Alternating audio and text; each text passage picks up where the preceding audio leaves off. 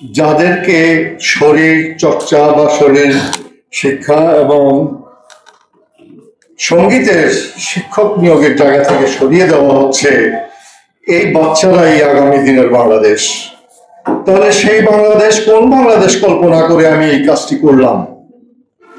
একটা গোরস্থান রচনা করতে চাই যেখানে পাখি ডাকবে না, প্রকৃতি জাগবে না, মনুষ্যত্বের মধ্যে দাঁড়াবে না। আজকে সামগ্রিকভাবে সংঘবদ্ধভাবে গোটা জাতি একত্রিত হতে হবে যে এই সঙ্গীত শুধু সঙ্গীত নয়, বিনোদন নয়, ভাষার আগে সঙ্গীতের আবির্ভাব, এবং এই সঙ্গীত মানব সভ্যতার ইতিহাসে এক বিরাট জায়গা জুড়ে দাঁড়িয়ে আছে, এবং শুধু বাঙালি নয়, বাংলা নয়, গোটা বিশ্ব জুড়ে। সেইটাকে আজকে প্রতিহত করা, ধ্বংস করার যে মানসিকতা যারা নিয়ে জন্মেছেন, চিন্তা করছেন, তাদের প্রতিও আমি প্রশ্ন রাখতে চাই। মৌলবাদী হন বা সাম্প্রদায়িক হন, আপনার যে ধর্ম, সেই ধর্ম তো সঙ্গীত নির্ভর, সুর নির্ভর। কাকে স্তব্ধ করে দিতে যাচ্ছেন আপনারা? আমি সাংবাদিক সম্মেলন বলে বিস্তারিত আমরা বলতে পারছি না, আমরা হয়তো সেমিনার বা রাজপথে বলবো সময় নিয়ে।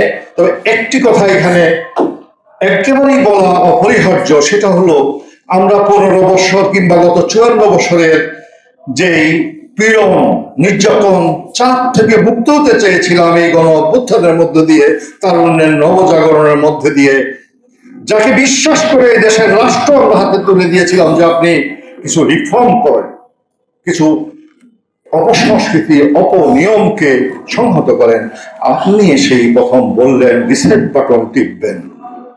আমি এই দায় থেকে আপনাকে মুক্ত হতে দেব না, কারণ আজকে যা কিছু ঘটছে তার একটা বড় অংশের দায় আপনার মধ্যে রয়েছে। আমরা এখানেই শেষ নয়, আমরা এই জাতি ভেসে আসেনি, এই জাতি কোনো হাওয়ার মধ্যে দাঁড়িয়ে রয়নি, হাজার বছরের রক্তাক্ত জমিনের উপর দাঁড়িয়ে এই পতাকা উঠছে।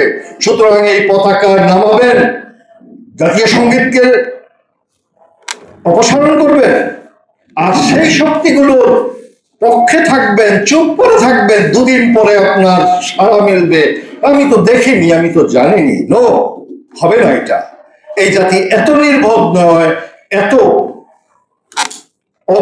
দূরদৃষ্টি সম্পন্ন নয়।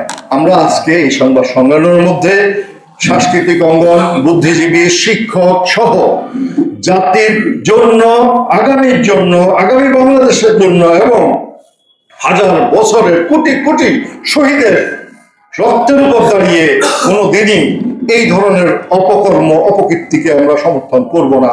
সুতরাং সেই লক্ষ্যে আজকে উদীচী যে কাজে নেমেছেন, সংহতি জানাতে আসেনি, আমি তার সাথে নেমে রাস্তায় যুদ্ধ করতে দাঁড়িয়েছি।